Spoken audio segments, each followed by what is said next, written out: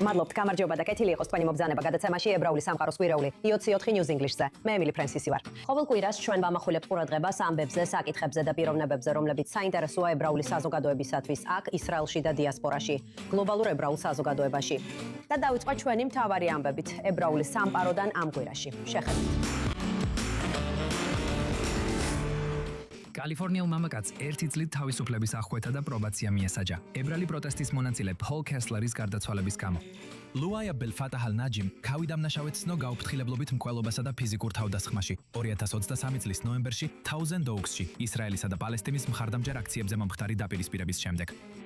პროკურორების თქმით, ალ-ნაჯიმ კესლერს მეგაფონით დაარტყა, რის შედეგადაც ის დაეცა და თავი ასფალტს დაარტყა. 69 წლის ებრაელი 1 დღის შემდეგ გარდაიცვალა, თათავში ბლაგვი ძალით მიყენებული ტრავმის შედეგად.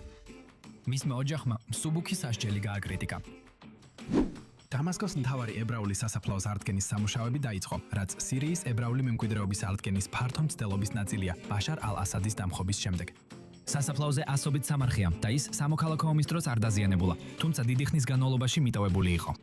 პირველი ეტაპი მოიცავს სამარხების გაწმენდასა და შეკეთებას, ხოლო კედლების აღდგენა, განათება და უსაფრთხოების კამერების დაყენება შემდეგ თვეს იგეგმება. და ბოლოს ებრაული კომედიის ლეგენდა მელ ბრუქსი 100 წლის გახდა. მელვინ კამინსკად დაბადებული, ის გაიზარდა ებრაულ ოჯახში ბრუკლინში. მეორე მსოფლიო ომში სამსახურის შემდეგ მან კარიერა აწყო ტელევიზიაში, სტენდაპში და კინოში, გახდა ცნობილი უშიშარი სატირით. მისი ყველაზე ცნობილი ნამუშევრებია პროდიუსერები, ბლეიზინგ სედლზი და ახალგაზრდა ფრანკენშტეინი, ფილმები, რომლებმაც ხუმრობები ნაცისტებზე, ცურწმენებსა და ძალაუფლებაზე გაამახვილეს. სასიკვდილო მსხვერპლი კვლავ იზრდება ვენესუელაში მომხდარი საშინელი ორმაგი მიწისძვრების შედეგად. უკვე 2000-ზე მეტი ადამიანის გარდაცვალება დადასტურდა. და როგორც დღეები გადის, გადარჩენილების პოვნის შანსები სულ უფრო და უფრო მცირდება. ვენესუელაში ებრაული საზოგადოებაც ძლიერ დაზარალდა მიწისძვრების შედეგად.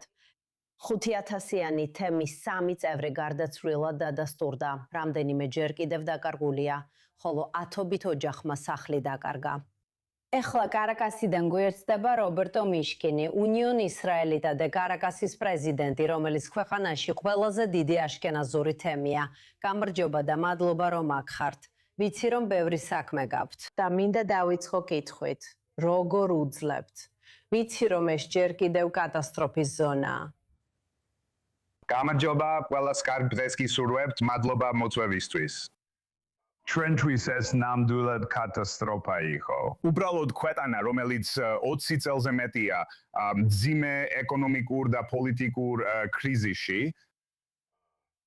ის რაც ახლა ხდება, უბრალოდ დამთგუნველია. საბედნიეროდ ჩვენი გარდაცვლილთა რაოდენობა ძალიან მაღალი არ არის.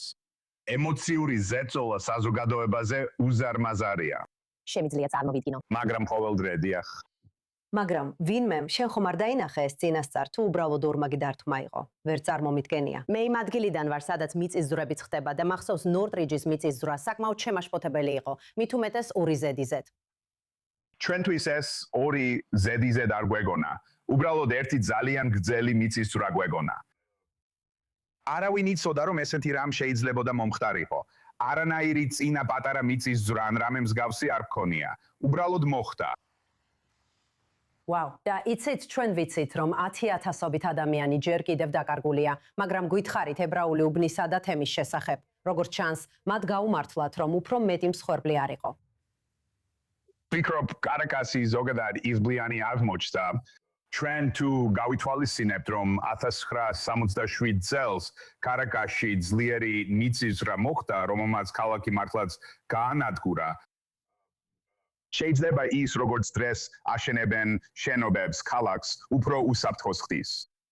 ძველი ებრაული უბანი, რომელსაც სან ბერნარდინო ეწოდება, ძალიან მძიმედ დაზარალდა და ქალაქის აღმოსავლეთი ნაწილი, ჩაკაო, ჩაკაბუკო და მირა, ლოს პალოს გრანდესი ასევე მძიმედ დაზარალდა.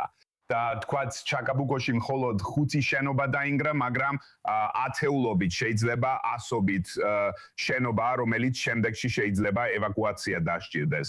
იგივეა სან ბერნარდინოშიც. თუ სწორად მახსოვს, 3 შენობა დაინგრა.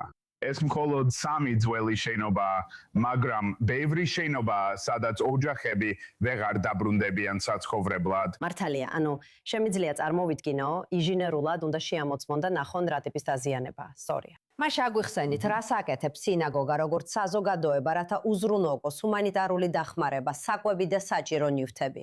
ჩვენ ძალიან ორგანიზებული საზოგადოება ვართ. აშკენაზური და სეფარდული თემები ერთად, ხელი-ხელ ჩაკიდებულები მუშაობენ. ჩვენ რეალურად პარტნიორები ვართ საზოგადოების უმეტეს ინსტიტუტებში, ებრაულ საზოგადოებრივ ცენტრში, სკოლაში, Beit Avetში. ყველაფერი იმართება ამ ორ საზოგადოებას შორის, ერთად ბალაკაილის, ანუ კოლგის ქვეშ. ასე რომ ფაქტობრივად პირველივე დღესვე უკვე გვაქვს საგანგებო პროტოკოლები, რომლებიც დაგვეხმარება რეაგირებაში. ჩვენ არასოდეს ვემზადებოდით მიწისძვრისთვის, მაგრამ ეს რთული კვევანა, ასე რომ ჩვენი ბეტახონი ძალიან კარგად არის ორგანიზებული და ჩვენი საზოგადოებაც ძალიან კარგად არის ორგანიზებული. მათ იციან, რომ საგანგებო სიტუაციის შემთხვევაში ქალაქში 2 დიდი შეკრების პუნქტი გვაქვს. ერთი ჩემი ინსტიტუტია, ხოლო მეორე ებრაული საზოგადოებრივი ცენტრი. მაშინვე გადავედით ჩვენს ინსტიტუტებში, გავხსენით ისინი, ავხსენით ისინი, დავიწყეთ ლდოლვილების მიღება. და იმ ღამეს 4 შაბათს 24 რიცხვში შუა ღამეს საგანგებო საბჭოში დავსხედით, რომ დაგვეწყო დაგეგმვა და გაგვერკვია რა უნდა გაგვეკეთებინა მომდევნო დღეებსა და კვირებში. ვაუ, ანუ და მე ჩვენ რა თქმა უნდა ვიცით, რაც მოხდა ებრაულ თემებში ბოლო 10 წლეულების განმავლობაში ვენესუელაში, მას შემდეგ რაც ჩავესის რეჟიმი დაიწყო. ეს საკმაოდ შემაშფოთებელი აზრია, რომ სწორედ ამიტომ ჰქონდათ უკვე საგანგებო ზომები მომზადებული, იცით პოტენციური ანტისემიტიზმისა და გატაცებების გამო. ჩვენ ვიცით, რომ ეს საშინელი იყო. და იცით პანდემიაც იყო რაც ჩვენ როგორც საზოგადოებამ უნდა გაგვეკონტროლებინა. ქვეყანაში თითქმის ერთკვირიანი blackout-ი ჰქონდა, რომელიც საგანგებო სიტუაციად მოგვიწია მართვა. სამწუხაროდ ამ ხრივ გამოცდილება ჰქონდა, მაგრამ ამჯერად ეს ჩვენთვის იზბლიანი აღმოჩნდა, რადგან სწრაფად რეაგირება შევძელით. კარგი, დიდი მადლობა თქვენ ისრაელიდან სიყვარულს გიგზავნით, მადლობა რობერტო მიშკინ. მადლობა რომ მიგვიგეთ. ინიციატივა, რომელსაც ხელმძღვანელობს ებრაული სააგენტო და ჩრდილოეთ ამერიკის ებრაული ორგანიზაციები ისრაელის მთავრობასთან ერთად, დაპირდა, რომ სამხრეთ ისრაელში, დასავლეთ ნეგევში 1000 ახალ სახლს ააშენებს. ღაზას მოსაზღვრე ზონაში სასაზღვრო დასახლებაში ეინ-ხაროთში გაიმართა ცერემონია ამ ამბიციური პროექტის დაცვების აღსანიშნავად. მაგრამ ღონისძიება ისე არ წარიმართა, როგორც იმედოვნებდნენ. IOC4 News-ის ინგლისურენოვანი კორესპონდენტი ჯო ბრაუნი მოგეყვება დეტალებს. პირველი ეტაპი ღაზას სასაზღვრო დასახლებების აღდგენის პროცესში 2 წელიწადი და ნახევარი მას შემდეგ, რაც იქ მასობრივი მკვლელობა მოხდა. ჩრდილოეთ ამერიკიდან და მთელი მსოფლიოდან ებრაელი ლიდერები ებრაული სააგენტოს მმართველ და საბჭოს ფარგლებში შეიკრიბნენ კიბუც ეინ-ჰაშლოშაში ამბიციური სამშენებლო პროექტის საძირკვლის ჩაქრის ცერემონიაზე. ისრაელის მთავრობის ებრაელი ფილანთროპებისა და ორგანიზაციების დაფინანსებით დაგეგმილია დასავლეთ ნეგევში 1000 სახლის აშენება და აღდგენა. პირველი 46 საცხოვრებელი ერთეული შენდება ეინ-ჰაშლოშაში, დასახლებაში, სადაც 90 ტერორისტი შეიჭრა და 4 ისრაელი მოკლეს 7 ოქტომბერს. ვიწყებთ 1000 სახლის მშენებლობის საძირკვლის ჩახრის ცერემონიას. 20 კიბუცის გაფართოებას თითოეულში დაახლოებით 50 ახალი სახლი აშენდება. გამარჯვება არის მშენებლობის გაგრძელება, განვითარება, მსოფლიოს სხვადასხვა კუთხიდან 1 მილიონი ებრაელი იმიგრანტის მოყვანა, ისრაელის სამხრეთისა და ჩრდილოეთის აღდგენის გაგრძელება. ალ-ალმოგმა ცერემონიაზე აუდიტორიას უთხრა, რომ სურს გაზარდოს ღაზას მოსაზღვრე ზონის მოსახლეობა ორჯერ, განსაკუთრებით ებრაული სააგენტოს მუშაობით, რომელიც ებრაელ იმიგრანტებს ისრაელში მოიყვანს და ამას იმ თემებში გააკეთებს, რომლებიც 7 ოქტომბრის თავდასხმებმა გაანადგურა. ეს სიმბოლიზმის დამატებით ფენას ქმნის. საქმე საცხოვრებელში არ არის, საქმე სულისკვეთებაშია. სამაგალითო საზოგადოება აბსოლუტური გამარჯვებაა. ეს ბრძოლის ველზე არ არის.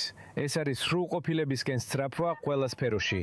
და ამავე დროს არასოდეს დაივიწყო ჩვენი საზოგადოების ყველაზე სუსტი წევრები, მიეცი მათი მიმედი. გლოვიერენი, ძევლების ოჯახები. გაუშის! შემომხედე!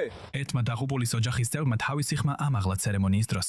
როდესაც მთავარი მომხსენებელი ბეცალელ სმოტრიჩი საუბრობდა, ეიალ დაგელმა, რომლის ქალიშვილი ისრაელის თავდაცვის ძალების დამკვირვებელი რონი 7 ოქტომბერს მოკლეს, ფინანსთა მინისტრს შეხვირა მისი მთავრობის მარცხის გამო, როგორც თავდასხმამდე, ასევე მის შემდეგ.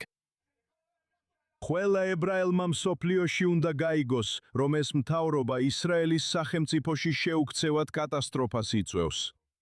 შენ არ გიყვარვარ, რომ ყვარებოდი რონის დაიცავდი.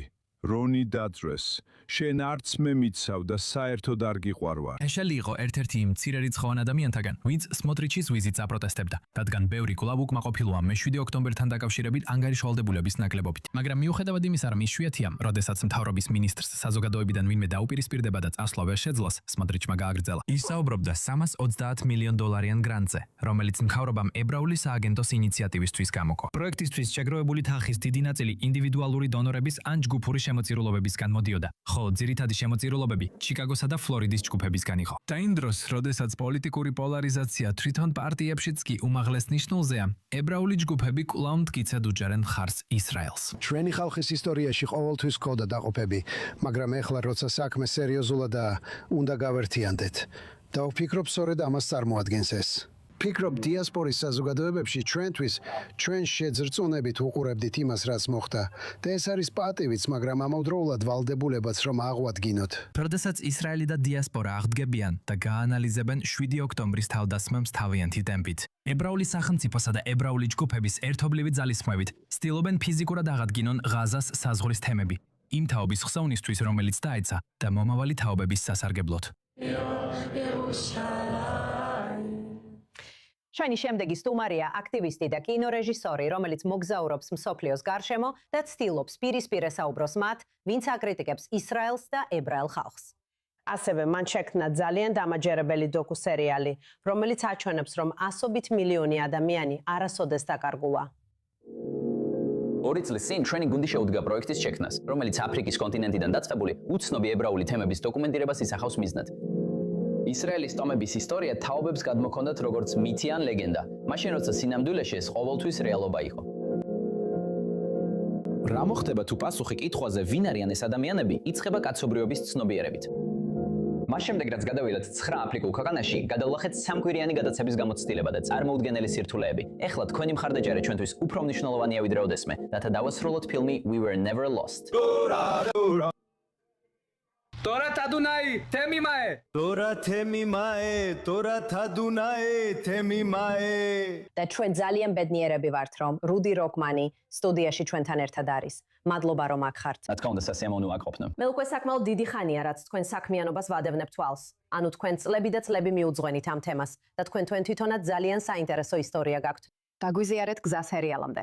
We Were Never Lost და რატომ იყო ის რაც გძნობდით რომ აუცილებლად უნდა გაგეკეთებინათ? რა თქმა უნდა, ხშირად ბევრი ისტორია იწყება ხაბადის სახლში. მეც სტუდენტი ვიყავი კოლუმბიის უნივერსიტეტში, ნიუ-იორკში. მე ხაბადის სახლში ვიყავი და ერთმა ქალმა ყოფილმა სტუდენტმა ხაბადის რაბინთან დიდი კიპა მოიტანა. მან თქვა რომ ეს აფრიკიდან ქონდა მოტანილი. ჩემთვის კი როცა აფრიკაში ებრაელები გავიგონე, ან სამხრეთ აფრიკელ ებრაელებზე ვფიქრობდი, ან ეთიოპიელ ებრაელებზე, ან ისრაელელებზე, რომლებიც არმიის შემდეგ იქიყვნენ, ან საზღვარგარეთ მცხოვრებ ბიზნესმენებზე. მან ამოიღო ტელეფონი, სადაც შავკანიანი ებრაელები ტეფილინით საუბრობდნენ მას შეახზე და ისრაელის არმიაში წასვლაზე. მე გაოცებული დავჭი. როგორ შეიძლებოდა რომ ჩვენი ოჯახის სხვა წევრები არსებობდნენ, რომელთა შესახებაც არასდროს გვსმენია. მაშინ მივხვდით რომ დღეს მსოფლიოს გარშემო არსებული 16 მილიონი ებრაელი 2.5 ტომის შთამომავალია. იეჰუდას, ბინიამინის და ლევის ნახევარი. ჩვენ კი 12 ტომი ვართ. ებრაელი ხალხის 9.5 ტომი ჯერ კიდევ არ დაბრუნებულა და ისინი დედამიწის 4 კუთხეში არიან: აფრიკაში, აზიაში და სამხრეთ ამერიკაში. და ჩვენი პროექტის მიზანია მათი ისტორიები დავაბრუნოთ ჩვენი დროის ცნობიერებაში. სწორად დავაკავშიროთ ისინი და შევძლოთ ისრაელის აღდგენა ისე, როგორც უნდა იყოს.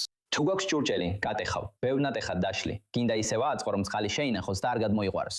ამისთვის ყველა ნატეხი გჭირდება.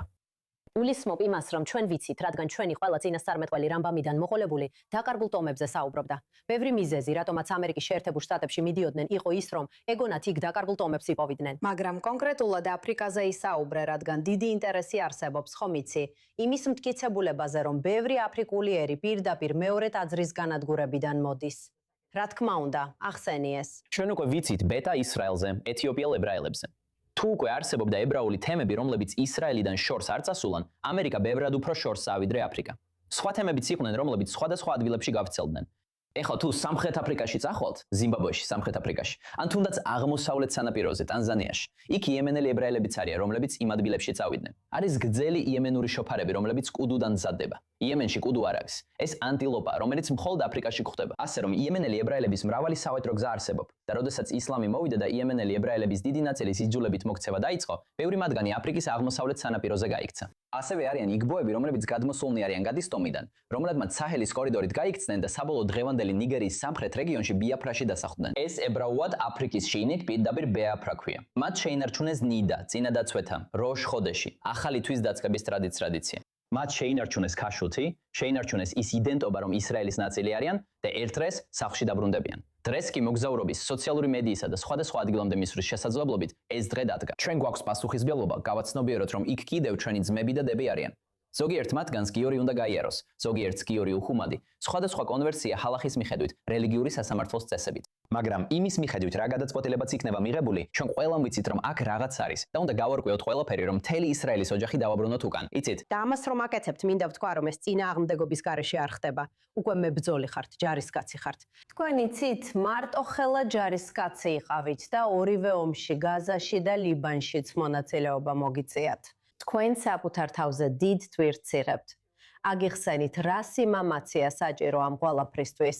რა თქმა უნდა, მე საკუთარ თავს სინათლის მებრძოლად ხედავ. მე არ ვარ მებრძოლი მხოლოდ ომისთვის და არც მხოლოდ სინათლეში ვცხოვრობ, რომ რაღაც რეალობაში ვიცხოვრო. მე აქ ვარ, რომ სინათლის რეალობა შევქმნა. სამწუხაროდ დღეს მტრები გვყავს და ზოგჯერ უნდა წამოდგე და იბრძოლო. ასე რომ 7 ოქტომბერს მე დავბრუნდი ქფარაზაში. რეზერვისტად გამომიძახეს, 7 ოქტომბრის ღამეს ვიბრძოლე ჰამასის წინააღმდეგ ქფარაზაში, შემდეგ ღაზაში, ხან ივნისში შესულ პირველ დანაყოფში ვიყავი, მერე კი ლიბანში, ალაიდაში შესულ პირველ დანაყოფშიც. და რამდენიმე დღეში ისევ ლიბანში მივდივარ. ეს არის ფიზიკური ბრძოლა, მაგრამ არსებობს იდეოლოგიური ბრძოლაც. ვხედავთ, რომ სოფლიოში ყველა სხვადასხვა ექსტრემალური ჯგუფი ერთ დასვნამდე მიდის, რომ ებრაელები არიან პრობლემის წყარო. მემარჯვენეები გვიყურებენ როგორც მემარცხენეებს, მემარცხენეები გვიყურებენ როგორც მემარჯვენეებს. თეთრკანიან სუპრემასისტებს, ნეონაცისტებს, შავკანიან სუპრემასისტებს, ფარაქანებს, რადიკალ ქრისტიანებს, რადიკალ მუსლიმებსა და რადიკალ სეკულარისტებს. ჩვენ მტერი ნომერ პირველი ვგონი ვართ. ყველა ექსტრემალური ჯგუფი ერთ რამეზე თანხმდება, რომ ებრაელები არიან პრობლემა. და ჩემთვის ეს არ არის იმიტომ, რომ რამეს არასწორად ვაკეთებთ. ეს იმიტომაა, რომ სატმარის არ ვაკეთებთ. ჩვენ ებრაელ ხალხს გვაქვს ხედვა, გვაქვს მისისია, რომელიც ჩვენ თვითონ ავირჩიეთ. თიკუნ ოლამის გაკეთება, სამყაროს განგურნება და ოლაგოიმი, ანუ ხალხებისთვის სინათლე ვიყოთ. რას ნიშნავს სამყაროს განგურნება? სადაც კი არსებობს სიძულვილი, შური, მატერიალიზმი, კეფთაყვანისცემა, ეს ყველაფერი უნდა გამოვასწოროთ. რას ნიშნავს იყო ხალხებისთვის სინათლე? როცა ადამიანები სიბნელეში ცხოვრობენ, ვეხედავენ, ერთმანეთს ეჯახებიან. ჩვენ ხედავთ, როგორ ეჯახებიან და ებრძვიან ერთმანეთს სხვადასხვა ხალხები. ჩვენ ვართ ის ერი, რომელსაც უნდა აანთოს სინათლე, რომ ადამიანებმა შეძლონ სიარული. ეხლა თუ სხეულს ვადარებთ და თითოეულ ერს თავისი ფუნქცია აქვს. რა არის ის ფუნქცია ადამიანის სხეულში, რომელიც კურნავს სხეულს და აძლიერებს დანარჩენ ორგანოებს? ეს არის იმუნური სისტემა. როცა იმუნური სისტემა თავის საქმეს აკეთებს, სხეული იკურნება, სხეული ჯანმრთელია. როცა იმუნური სისტემა თავის საქმეს ვერ ასრულებს, სხეული ავადდება. ასე რომ ჩვენ არ გვადანაშაულებენ დაავადებებში, იმიტომ რომ ჩვენ შევქმნით ისინი. ჩვენ გვაგისრებენ პასუხისგებლობას იმიტომ, რომ ჩვენი ვალია მათი გამოსწორება და სწორედ ამას ვამბობ. ბევრ დაავადებაში გვადანაშაულებდნენ ისტორიის განმავლობაში. უბონური ჯერი ჩვენს ბრალად მიიჩნიეს. ყველაფერი ებრაელებს აბრალებდნენ. ესე რომ იცი, ბოლოს და ბოლოს, შენ მართლაც ბევრ ადამიანს ესაუბრები, უბრალოდ ქუჩაში, ამერიკაში. და შენ გაქვს ძალიან განსაკუთრებული გზა, რომ იპოვო კავშირი და ამავე დროს მიაწოდო ინფორმაცია. გიგრძნია, რომ ეს ეფექტურია. არიან ადამიანები, ვინც ამბობენ, რომ მას რაღაცა აქვს სათქმელი. და სინამდვილეში მე თავადაც ვეცადე მეტი მესწავლა. რა თქმა უნდა, როცა საუბარში ვერფები, მინდა დავიგო ვის ვესაუბრები. ეს ადამიანი უფროსია თუ უმცროსი, მემარჯვენეა თუ მემარცხენე, რელიგიურია თუ სეკულარული, ქრისტიანია თუ მუსლიმი. და როცა გავიგებ ვინ არიან ისინი, შემიძლია ვიპოვო ის სიმართლე, რაც მათ ნარატივშია და ჩემი სიმართლე მათ სიმართლეს დაუკავშირო. იმიტომ რომ არავის უნდა მოისმინოს, შენ ცდები, მე მართალი ვარ. ისინი მაშინვე უარყოფენ ამას. თუნდაც სინამდვილეში მართალი იყოთ და ისინი ცდებოდნენ. მათ სურთ მოისმინონ როგორ არიან მართალი და ვაჩვენოთ როგორ შეიძლება კიდევ უფრო მართალი იყვნენ თავიანთი თვალსაზრისით. ასე რომ ვიღაც მოვა ჩემთან და მკითხავს, ზიონისტი ხარ? უკვე ვიცი, იმით როგორ მისვამ ამ კითხვას, ალბათ ანტიზიონისტი ხარ. ამიტომ სანამ პასუხს გაცემ, მკითხავ, შენ როგორ განსაზღვრავ ზიონიზმს? და როცა მათ თავიანთ განსაზღვრებას მეტყვიან, უკვე შემიძლია ვთქვა, სად ცდებიან, რა აქვთ სწორად დაკავშირებული და როგორ შემიძლია მივცემათ სხვა განსაზღვრება, რომელიც საშუალებას მისცემს საკითხს სხვა კუთხით შეხედონ. და ვფიქრობ, ეს კომუნიკაციის ინსტრუმენტია ყველასთვის. როცა ვინმეს ესაუბრები, მთავარი არაა უბრალოდ გაიმეორო ინფორმაცია, რომელიც სარკის წინ შეგიძლია წინასწარ გაიმეორო. თავარია რომ ადამიანს ესმოდეს შენი. ამიტომ ჯერ გაიგე ვის ესაუბრები და შენი სიმართლე მათ სიმართლეს დაუკავშირე. ვაუ, მშვენიერია. გააგრძელე, კარგი საქმე. დიდი მადლობა, როდი, მოუთმელად ველით დოკუ-სერიალის პირველი სეზონის ნახვას. ეს შამპანური არაა, ბზრათ ჰაშემ. ჰაშემ. და თუ აღქცევანებაზე ვსაუბრობთ, 8000 სპორტსმენი 40-ზე მეტი ქვეყნიდან ისრაელშია ჩამოსული, რათა 40-ზე მეტ სპორტში იასპარეზოს 22 მაკაბიადაზე. 15 წლიდან დაწყებული ბავშვები და 87 წლამდე სპორტსმენები მონაწილეობენ ებრაულ ოლიმპიადაში, სადაც სპორტული სულისკვეთება და სიონიზმი სრულად იგრძნობა. იერუსალიმში გამართული გახსნის ცერემონიალზე ყველა სპორტსმენი ქვეყნების მიხედვით წარადგინეს. მუსიკალური ნომრები კი სტადიონს ანათებდა. დამატებითი ინფორმაცია შემდეგია. 2026 წლის მაკაბიადის თამაშები შთამბეჭდავად დაიწყო იერუსალიმის გადაჭედილ ტედი სტადიონზე. როგორც ჩვეულებრივი ოლიმპიადა, ებრაული ოლიმპიადაც ყოველ 4 წელიწადში ერთხელ ტარდება, მაგრამ გასულ წელს ის გაუქმდა ირანთან 12 დღიანი ომის გამო. და წლევანდელმა ირანთან ომმა ღონისძიება საფრთხის ქვეშ დააყენა, რადგან ზოგიერთმა სპორტსმენმა, მათ შორის მთელმა კანადურმა დელეგაციამ, ვერ შეძლო ჩამოსვლა. მაგრამ ეს არ შეუშლია ხელს ათასობით სპორტსმენს 40-ზე მეტი ქვეყნიდან, რომ სცენაზე თავიანთი ფერები ეჩვენებინათ კაშკაშა და გრანდიოზულ გახსნის ცერემონიაზე. ეს ძალიან ემოციური გამოცდილებაა, როცა ხედავ რამდენი სპორტსმენი აქვს. განსაკუთრებით ისინი, ვინც ყველაზე შორიდან ჩამოვიდნენ და თავი მიუძღვნეს აქ ყოფნას, მიუხედავად ამინდისა. ჩვენ ასევე აღფრთოვანებულები ვართ აშშ-ის გუნდით, რომელიც 900-ზე მეტ ადამიანს აერთიანებს, 14-დან 87 წლამდე ასაკის. ბევრი სხვადასხვა სპორტი და აქტივობა. მათ შორის ჭადრაკი, პიკლბოლი, ყველა სახის სახალისო სპორტი, რომლებიც მაშინ არ არსებობდა, როცა ზოგიერთი ჩვენდანი ბავშვი იყო. ჩემ თავსაც გულისხმობ. ღონისძიებას მასპინძლობდნენ ისრაელ-ამერიკელი წამყვანი მაიკლ ჰარპაზი და ებრაელი-ამერიკელი ინფლუენსერი მონტანა ტაკერი. ასევე მუსიკალური შესრულებები ედენ რაიხელისგან და ევროვიზიის ვარსკვლავებისგან, ნეტა ბარზილაისა და იუვალ რაფაელისგან. ღონისძიებას ესწრებოდნენ ისრაელის პრემიერ-მინისტრი ბენიამინ ნეთანიაჰუ და პრეზიდენტი ისააკ ჰერცოგი. მოგესალმებით თქვენს მეორე სახლში. თქვენ იკრიბებდით იერუსალიმში ამ ლამაზ ღონისძიებაზე სოფლიოს სხვადასხვა კუთხიდან 22 მაკაბიადის გახსნისთვის. ეს გვავსებს უზარმაზარი სიამაყით და ავსებს სტადიონს დიდებული ენერგიით. მთელი 2 კვირის განმავლობაში სპორტული შეჯიბრებების უმეტესობა ჩატარდება ცენტრალურ ისრაელში, ნაწილი იერუსალიმში და ასევე ისრაელის ჩრდილოეთში. მაგრამ ეს ნიშნავს მნიშვნელოვან დაბრუნებას ნორმალურ ცხოვრებაში, როგორც ისრაელისთვის, ასევე მთელი ებრაული დიასპორისთვის. აშშ ყველაზე დიდ დელეგაციებს შორის არიან არგენტინა, ბრაზილია, მექსიკა და აშშ. 900 ამერიკელი სპორტსმენი, მცურცნელი, მენტორი, მშობელი და ბებია ბაბუა. 40 სხვადასხვა შტატიდან მონაწილეობს იუნიორთა ღია პირველობაში, მასტერში და პარალიმპიადაში. ეს მოიცავს ყველა კატეგორიას. და ახლა ჩვენთან ერთადაა მარშალ აინჰორნი, მაკაბი აშშ-ის აღმასრულებელი დირექტორი. სასიამოვნოა თქვენი ნახვა, გილოცავთ. ჩვენ შევძელით, თქვენ საბოლოოდ აქ ხართ. დიდი მადლობა. საოცარი აქ ყოფნა. ეს მრავალი წლის განმავლობაში მზადდებოდა და განსაკუთრებით მას შემდეგ, რაც შარშან გადაიდო, მართლა დიდი სიხარულია ოფიციალურად აქ ყოფნა და გუშინ საღამოს საოცარი გახსნის ცერემონიაზე ტედი სტადიონზე ყველაფრის დაწყება. მართლა ესე იყო. და მე შემთხვევით იქ ვიყავი და ყველაფერი მართლაც კარგად იყო გაკეთებული. დიდი ხნის დაგვიანებითაც კი. ეს უბრალოდ ძალიან შთამაგონებელი იყო. შთამაგონებელი იყო, როცა იმ ქვეყნებს ხედავდი, რომლებიც ვახსენე. ანუ ადამიანები ერთმანეთის მიყოლებით მოდიოდნენ. საოცარია, რომ ზოგიერთი ადამიანი, ვინც ჩამოვიდა, აშკარად აშშ-ზე უფრო შორიდანაც იყო. რატომ არის ასე მნიშვნელოვანი აქ ყოფნა, ხომ იცით, წარმომადგენლობა და ჩვენთან ისრაელში მყოფ დანარჩენებთან, დროის გატარება, ვინც ბოლო 3 წელი გამოვიარეთ. მიყვარს ეს გრძნობა, როცა მთელი მსოფლიო ერთიანდება სტადიონში.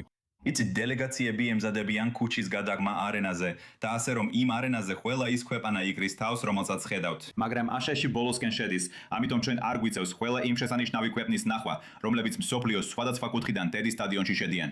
ასე რომ კარგია, რომ ეს გზნობა გადმოვიდა. დიახ, ვფიქრობ, წარმოუდგენლად მნიშვნელოვანია აქ ყოფნა. ეს არის ყველაზე დიდი გლობალური ებრაული შეკრება ისრაელში, დიასპორისთვის 7 ოქტომბრის შემდეგ. და იცით, მას შემდეგ ამ დღეს ველოდებოდით. იცით, აქ ისრაელში და რეგიონში გამოცვევებია. და ებრაული თემებისთვის მთელ მსოფლიოში წარმოუდგენლად მნიშვნელოვანია და დიდი მნიშვნელობა აქვს ერთად ყოფნას, როგორც ერთ ებრაულ ხალხს, რომ სოლიდარობაში გავერთიანდეთ ერთმანეთთან. და რა თქმა უნდა, ისრაელთან და ისრაელოებთან ერთად. აქ იერუსალიმში, თელ-ავივში და მთელ ქვეყანაში. ამ დროს ეს წარმოუდგენლად მნიშვნელოვანი ოვანია. როგორც უკვე თქვით, დელეგაცია 900 ადამიანია და ყველა ასაკის წარმომადგენელია. გითხარით, რა არის ყველაზე მნიშვნელოვანი? მაგალითად, ძალიან მომწონს, რომ არის კალათბურთი, 45 წელს ზემოთ, 55 წელს ზემოთ, 87 წლის ტრიათლეტიც კი მონაწილეობს და ახლა ახალდაზრდებისთვისაც გაიხსნა. ფიქრობ, ბევრი პერსპექტიული სპორტსმენია, რომლებიც აქ მცხოვრებ ბავშვებსაც შთააგონებენ. შეიძლება ჩემი შვილები წავიყვანო და ვაჩვენო ტენისი მაგალითად, იქვე სადაც ცხოვრობთ. დიახ, ვფიქრობ, მაკაბია და სილამაზე ნამდვილად არის გარემო და ებრაელი ხალხის ერთად შეკრება, მაგრამ თავად სპორტი წარმოუდგენლად მრავალფეროვანია. ჩვენ გვაქვს ბევრი სახეობა, შენ რამდენიმე დაასახელე. კალათბურთი, ტენისი, პადელი, პიკლბოლი, ეს ერთ-ერთი ჩვენი ახალი სპორტია. შეგვიძლია ამაზეც ვისაუბროთ. ასევე ასაკობრივი ჯგუფებიც. ჩვენ გვაქვს ღია ასაკობრივი კატეგორია, რომელიც ყველაზე მეტად გავს ოლიმპიურ თამაშებს. როგორც წესი, 18-დან 30 წლამდე სპორტსმენები, რომლებიც თავიანთ პიკ ფორმაში არიან. მაგრამ, როგორც შენ ახსენე, ჩვენ გვაქვს ასევე ახალგაზრდა სპორტსმენები, რომლებიც 14 წლიდან 18 წლამდე არიან. გვაქვს მასტერსის სპორტსმენებიც. ჩემი, იცი, ასაკობრივი კატეგორია, სადაც მე მოვხდებოდი 35 წელზე ზემოთ. იცი, ჩვენი სპორტსმენები აშშ-ის დელეგაციაში არიან 14-დან 87 წლამდე ასაკის და თითქმის ყველა ასაკის წარმომადგენლები გვყავს ამ დიაპაზონში. ამიტომ ეს შესანიშნავი ადგილია იმ სპორტსმენებისთვის, რომლებიც ახლა იწყებენ და ერთ დღეს კოლეჯის ან შესაძლოა პროფესიონალურ სპორტში ითამაშებენ. ჩვენ ყოლია არაერთი სპორტსმენი, რომლებმაც პროფესიულ წარმატებას მიაღწიეს, ოლიმპიურ წარმატებასაც კი. ასევე სპორტსმენები, რომლებიც კარიერის გვიან ეტაპზე არიან, შესაძლოა სპორტში ბრუნდებიან, ან მთელი ცხოვრება სპორტით იყვნენ დაკავებულნი. The third concurrency გაუწიონ ებრაულის სამყაროს საუკეთესო სპორტსმენებს თავიანთ კონკრეტულ სპორტში და ასაკობრივ ჯგუფში. საოცარია. მაშალ, დიდი მადლობა. და ჩვენ მოუთმენლად ველით 2 კვირის განმავლობაში შეჯიბრებებს. უამრავ საოცარ სპორტს. ჭადრაკსაც კი და პიკლბოლსაც, როგორც თქვენ თქვით, რაც ძალიან მაგარია.